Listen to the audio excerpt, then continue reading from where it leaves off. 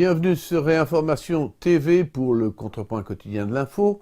L'actualité du jour, c'est l'abdication surprise du roi d'Espagne. Mis sur le trône par Franco, Juan Carlos avait accompagné, sous le nom de démocratie, un véritable bouleversement moral du pays.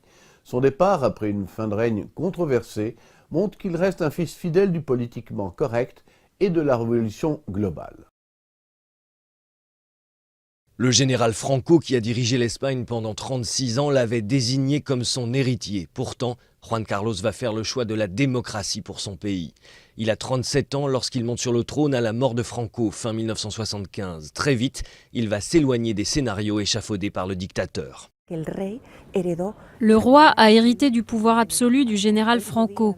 Il aurait pu vouloir rester un monarque absolu, et pourtant il a refusé ce rôle. Et par le biais de la Constitution de 1978, il a transmis ce pouvoir au peuple espagnol.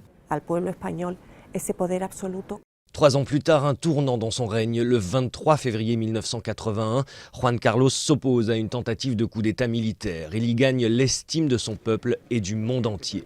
Un souverain proche de ses sujets, bon vivant mais discret, respecté de tous.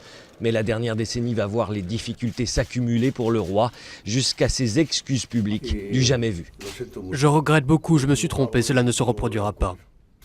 Le roi exprime ses regrets après l'affaire du voyage secret au Botswana pour chasser l'éléphant en 2012, qui se termine par une chute et un rapatriement en Espagne. En pleine crise, ce safari de luxe choque l'opinion publique.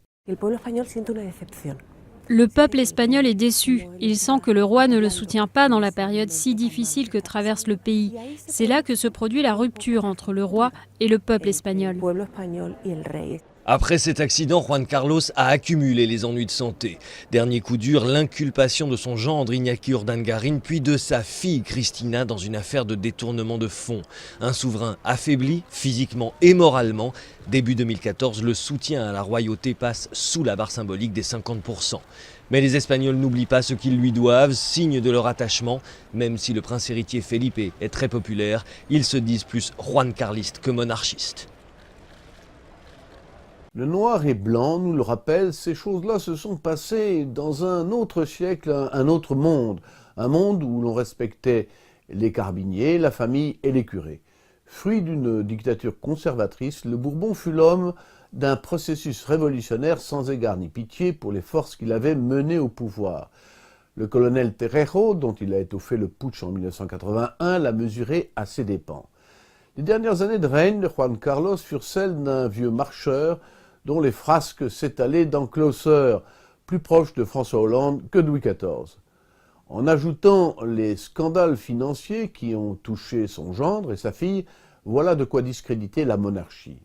À l'heure où le Bilderberg s'interroge ouvertement sur l'avenir de la démocratie, il faut préciser les choses. Les vrais puissants veulent limiter la souveraineté du peuple.